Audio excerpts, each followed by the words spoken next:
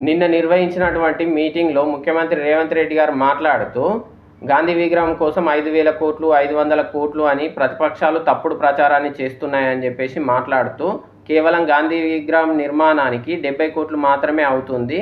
దానితో పాటు గాంధీ విజ్ఞాన కేంద్రానికి 100 కోట్లు అవుతుంది. మొత్తం కలిపిన 200 కోట్ల లోపు మాత్రమే అవుతుందని చెప్పేసి అంటున్నారు.